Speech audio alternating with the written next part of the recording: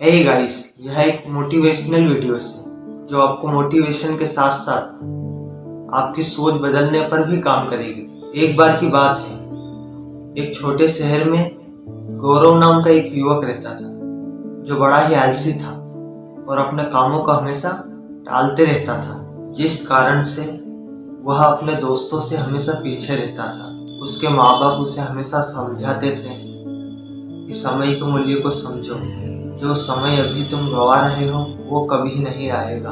लेकिन गौरव उनकी बातों का हमेशा नज़रअंदाज कर देता था और सोचता था अभी बहुत समय है, बाद में कर लूँगा। वह पढ़ाई करने के लिए शहर गया, लेकिन उसकी आदतें नहीं बदली। वह पूरे दिन मस्ती करता अपने दोस्तों के साथ और रील से स्क्रॉल करता। गौरव के शहर में एक बुजुर्ग आदमी रहते थे जो बहुत ही ईमानदार और बुद्धिमान थे। गौरव ने फैसला किया कि वह एक दिन उनसे मिलेगा और अपने जीवन को बदलने की कोशिश करेगा। गौरव एक दिन उन बुजुर्ग आदमी के पास गया। वह पेड़ के नीचे बैठे मेडिटेशन कर रहे थे। गौरव ने उन्हें जाके नमस्ते कहा। गौरव ने उन बुजुर्ग से कहा, बाबा मैं विफल हो रहा हूँ, मेरी मदद कीजिए। हर बार मेरे दोस्त मुझसे आगे निकल जाते हैं और मैं हमेशा पीछे रह जाता हूँ। मुझे उन सबसे अच्छा बनना है, मुझे बताइए मैं क्या कर सकता हूँ। उन बुजुर्ग ने कहा, बेटा तुम साहस झेल रहे हो, जिसका कारण है कि तुम आलसीपन दिखाते हो और क्योंकि तुम कामों को हमेशा टालते रहते हो और समय की कदर नहीं करते। मैं तुम्हें एक कहानी सुनाता हूँ जिससे तुम समय की कदर को समझोगे। बहुत साल पहले एक राजा था जो अपनी जनता से बहुत प्यार करता था, उनकी मदद किया करता था। एक दिन राजा को एक गरीब आदमी मिला जो बहुत ही गरीब था और आलसी। उसके पास ना तो पैसे थे, ना ही इज्जत और ना ही नौकरी।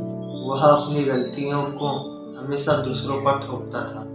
राजा ने उसकी जिंदगी और परेशानियों के बारे में उससे पूछा।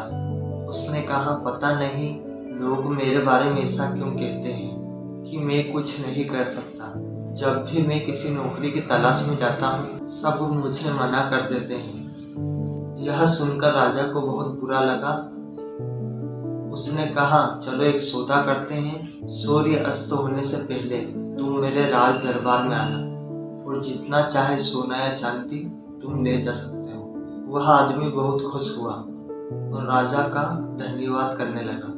वह अपने घर की ओर दौड़ा और अपनी पत्नी को सब कुछ बता दिया। पत्नी बहुत खुश हुई और कहने लगी, जाओ जल्दी से जाओ और सोना और चांदी लेकर आ।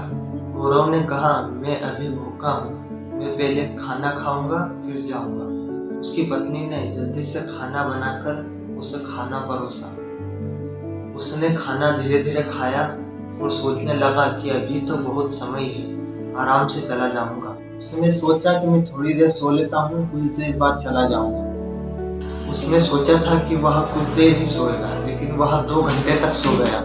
जब वह सोकर उठा तो उसने देखा कि 2 घंटे गुजर चुके हैं। उसने 2 बैग उठाए और जल्दी से भागने लगा राज दरबार की तरफ। लेकिन रास्ते में तेज धूप होने की वजह से उसे गर्मी लगने लगी। उसने सोचा थोड़ी देर पेड़ के नीचे आराम कर लेता हूँ। उस समय पेड़ के नीचे हवा चल रही थी, जिससे फिर उसे नींद आ गई। इस बार वह 4 घंटे के लिए सो गया।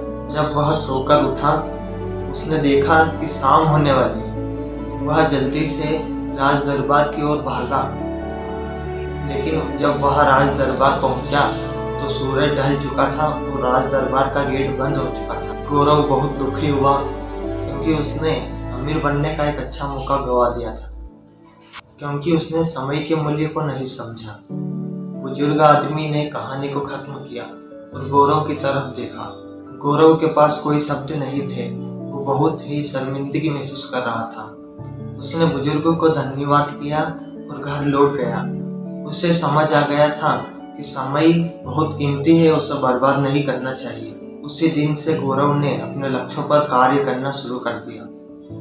उसने अपनी काम टालने वाली आदत को भी छोड़ दिया। कुछ ही दिनों में वह अपने सभी दोस्तों से आगे निकल गया और कॉलेज का सबसे अच्छा बच्चा बन गया।